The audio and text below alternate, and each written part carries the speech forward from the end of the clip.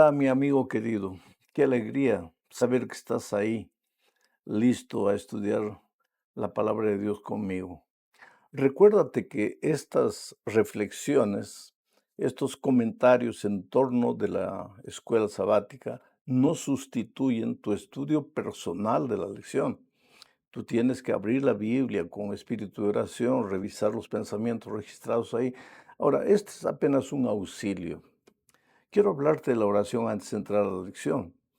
El otro día me encontré con una persona que me dice, pastor, yo oro, oro, oro, nada cambia. Cambia, querido.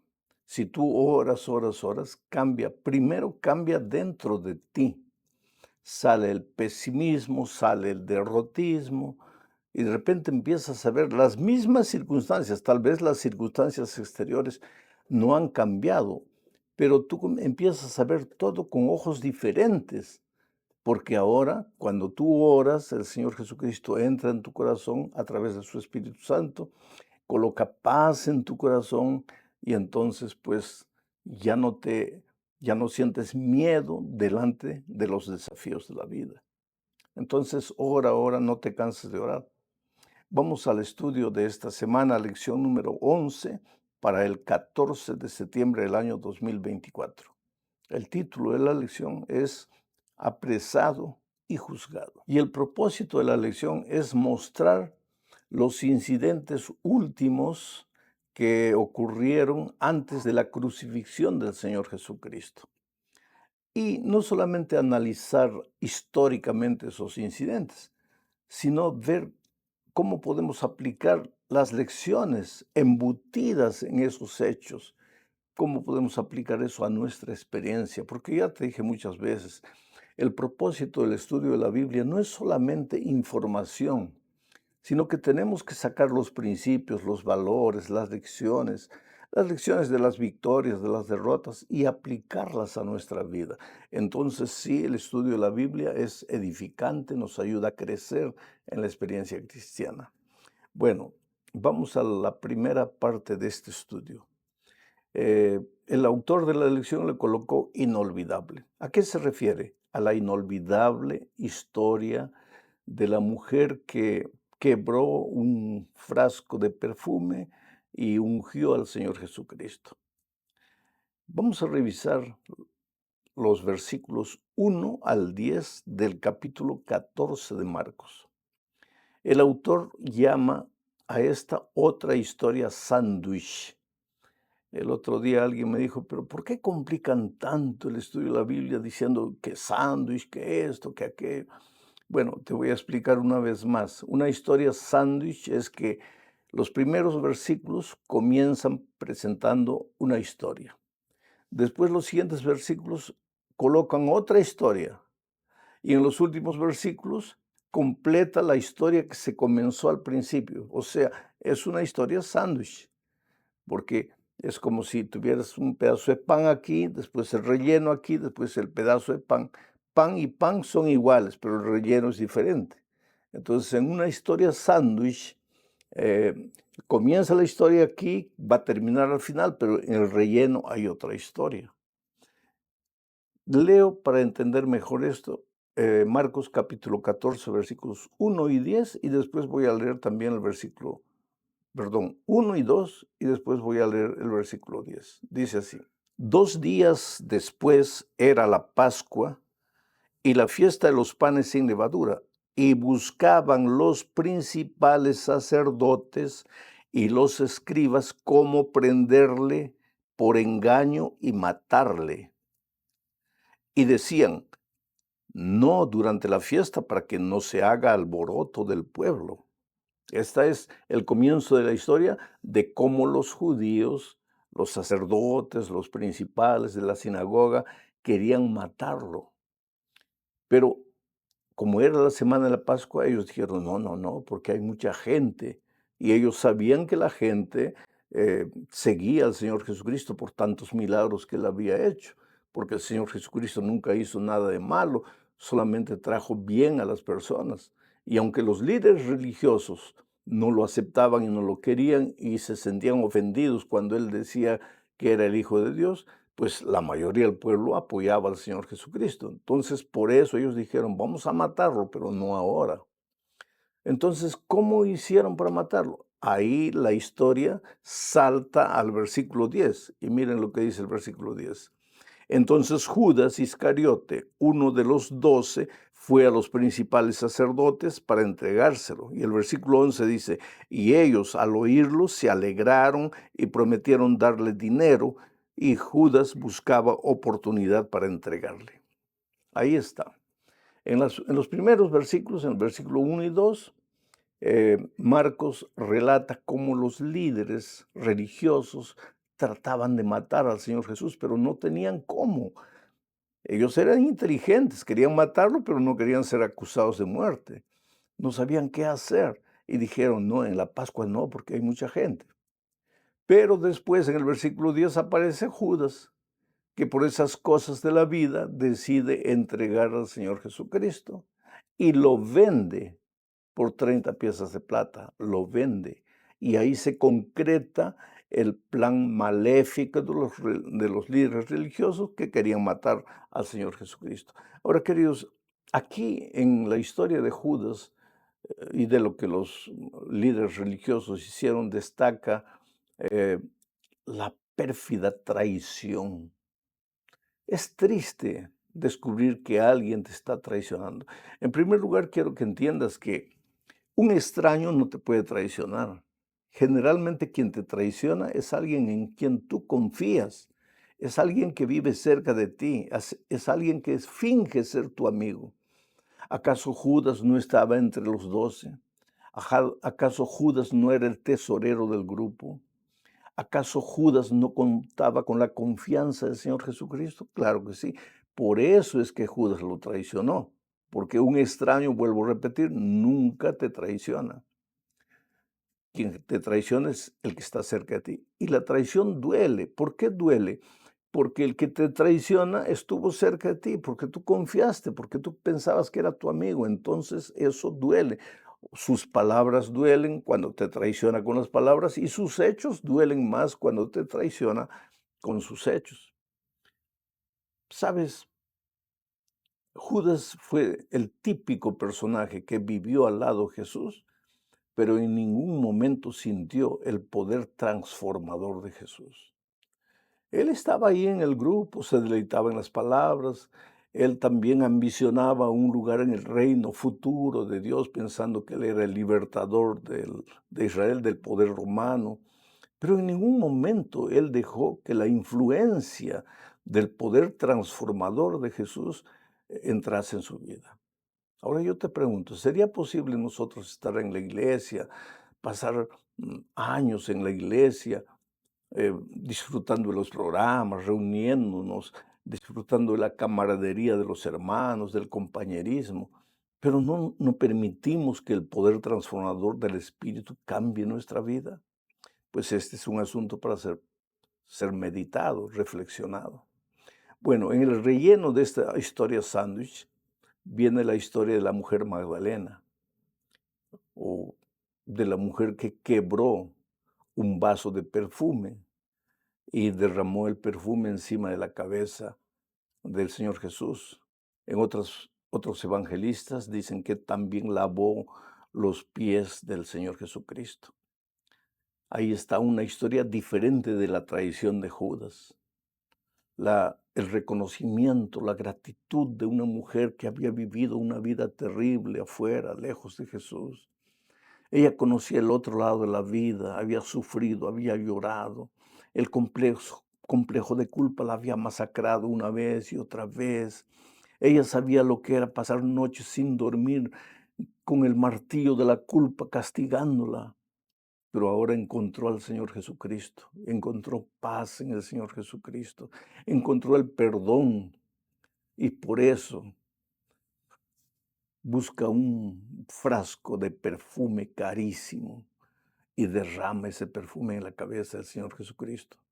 Inmediatamente algunas personas que estaban ahí dicen, pero ¿cómo? Este desperdicio, ese dinero, en lugar de ser derramado encima de Jesús, el perfume podría venderse el perfume caro y ese dinero podría ser usado para ayudar a los pobres.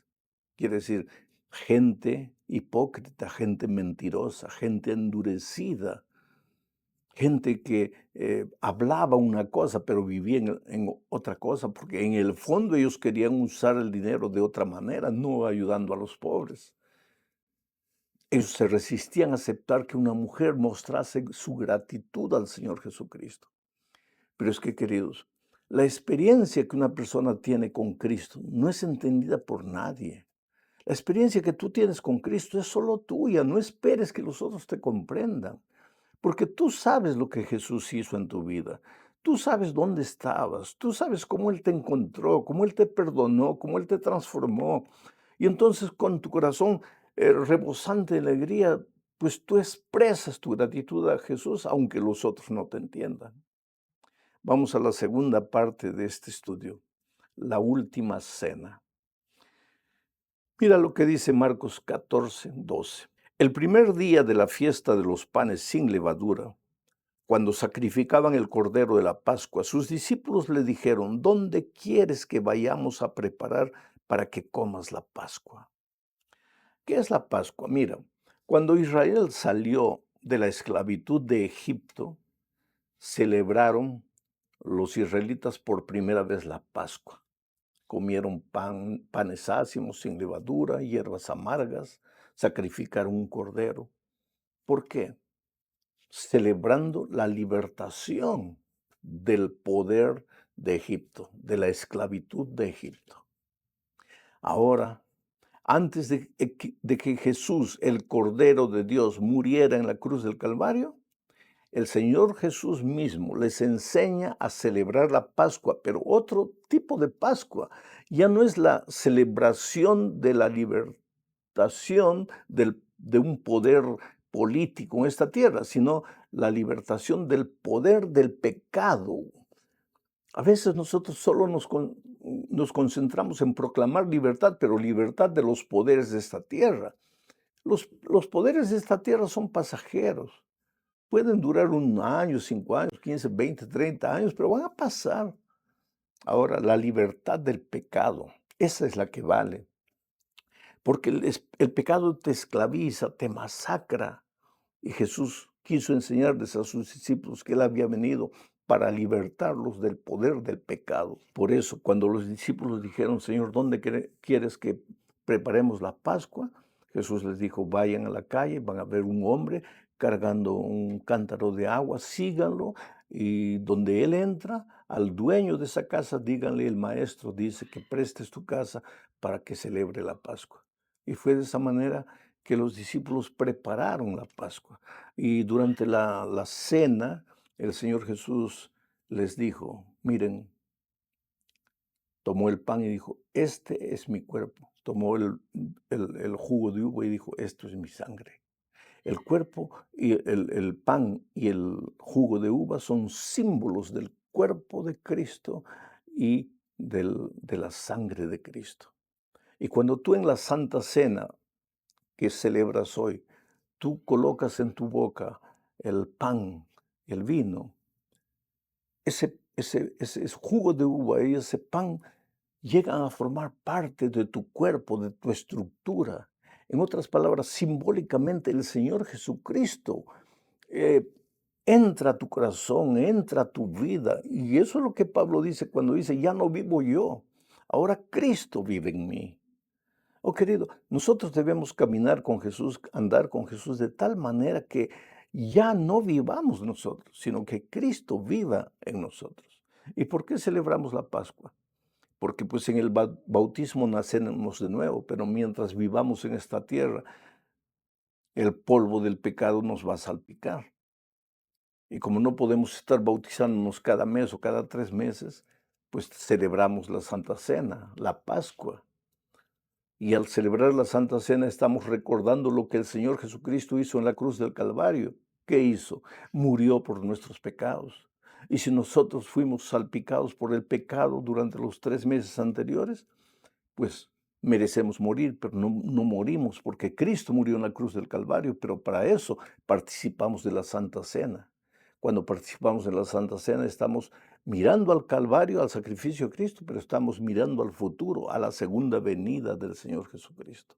Vamos a la tercera parte, el Getsemaní. Esta es una parte dolorosa, querido, porque aquí vemos el dolor y el sufrimiento del Señor Jesucristo. Leo Marcos 14, 32 al 36. Dice así: vinieron pues a un lugar que se llama Getsemaní, y dijo a sus discípulos: sentaos aquí entre tanto que yo oro. Y tomó consigo a Pedro, a Jacobo y a Juan, y comenzó a entristecerse y a angustiarse. Y les dijo: mi alma está muy triste hasta la muerte. Quedaos aquí y velad. Yéndose un poco adelante, se postró en tierra y oró que, si fuese posible, pasase de él aquella hora. Y decía: Abba, Padre, todas las cosas son posibles para ti. Aparta de mí esta copa, mas no lo que yo quiero, sino lo que tú. Tú sabes que en el Getsemaní el Señor Jesucristo sudó sangre. Y la ciencia prueba que cuando una persona está angustiada terriblemente, suda, no suda sangre, pero suda color rojo. El dolor, el interior. El Señor Jesucristo aquí se sentía solo, porque hasta los discípulos que Él llamó para que lo ayudasen a orar estaban durmiendo. ¿Tú crees que el Señor Jesucristo era un loco suicida que quería morir? Él, él era consciente de que había venido a esta tierra a morir por ti y por mí. Pero su humanidad, porque Él asumió la naturaleza humana, plena como nosotros la tenemos, con los sentimientos, con las emociones, con los dolores, hambre, sed, cansancio que nosotros tenemos, esa naturaleza humana no quería morir. Es por eso que en la hora, en el Getsemaní, en oración le dijo a su padre: Padre, hay otra manera, para ti todo es posible, hay otra manera de salvar al hombre. ¿Podrías pasar esta probación de mí? En otras palabras, él estaba diciendo: Padre querido, yo sé que tengo que morir, yo sé que es la única manera de salvar al hombre, pero tengo miedo de morir, por favor. ¿Hay otra manera de salvar al hombre? Y pues no había otra manera. Tú sabes que en un momento, allá en el Getsemaní, en las manos de Jesús estaba tu vida y la mía. Si Él, porque si Él quisiese, podría retornar a los cielos y ahí nosotros estaríamos perdidos para siempre. Pero Él te amó de tal manera que aceptó la muerte. Y por eso hoy a veces Él te mira y te dice: hijo, yo no sé qué más puedo hacer para salvarte. Entregué mi vida por ti en la cruz del Calvario y tú te estás perdiendo. Parece que no te importa lo que hice por ti. Oh, querido, este es un asunto serísimo. El Señor Jesucristo sufrió por nosotros para que nosotros pudiéramos ser salvos. Vamos a la cuarta parte del estudio. Dice: dejando todo para huir de Jesús. Es que en la hora X todo el mundo lo abandonó. Leo Marcos 14, 46 al 51. Dice así: entonces ellos le echaron mano y le prendieron, los soldados, ¿no? Pero uno de los que estaban allí, sacando la espada, hirió al siervo del sumo sacerdote, cortándole la oreja. Y respondiendo Jesús les dijo: ¿Cómo contra un ladrón habéis salido con espadas y con palos para prenderme? Cada día estaba yo con vosotros enseñando en el templo y no me prendisteis, pero es así para que se cumplan las escrituras.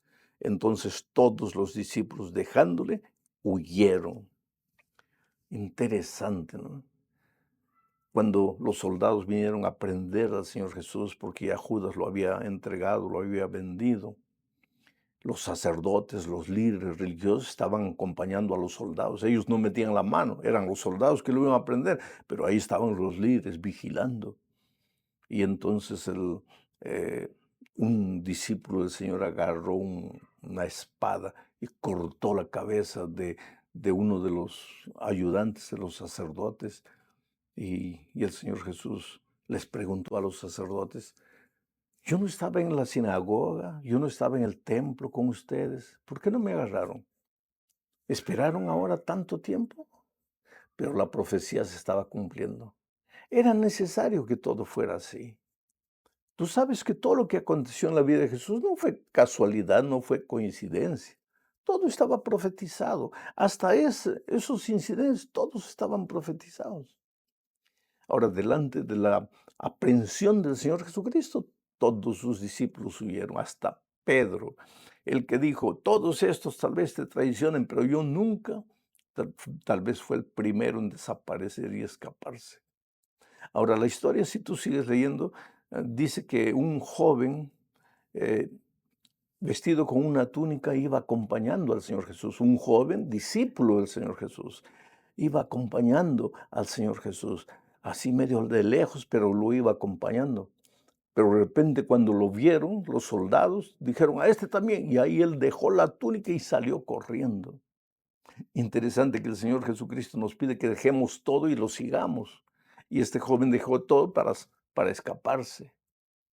Es que, querido, muchas veces cuando a una persona sale de la iglesia, cuando abandona a Jesús, deja la esperanza, deja la fe, deja la enseñanza bíblica, deja los hermanos en la iglesia, deja a veces padre, madre, y se va solo, perdido por los caminos oscuros de esta vida. Cuando prendieron al Señor Jesús ya estaba anocheciendo. Ese muchacho fue y se perdió en la oscuridad de la vida. Estaré en este momento hablando para un joven que nació, creció en la iglesia, pero hoy día estás perdido en la oscuridad de la vida. En lugar de dejar todo y seguir a Jesús, dejaste todo para huir de Jesús, para escaparte de Jesús. Esta es una seria pregunta que tenemos que responder. Entramos a la parte final del estudio respondiendo una pregunta. ¿Quién eres? Pregunta vital para todo cristiano. Leo Marcos capítulo 14, versículos 60 al 62. Dice así. Entonces el sumo sacerdote, levantándose en medio, preguntó a Jesús diciendo, ¿no respondes nada? ¿Qué testifican estos contra ti? Mas Jesús callaba y nada respondía.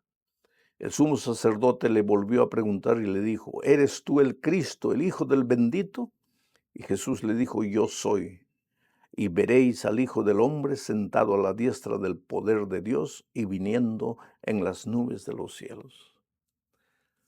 Los sacerdotes ahora comenzaron a presionar al Señor Jesucristo. Querían una prueba de que él era un hereje. Le volvieron a hacer la pregunta, ¿quién eres tú? Los testigos que te han escuchado hablar dicen que tú has dicho que eres el Hijo de Dios, que tú eres el Rey de Israel.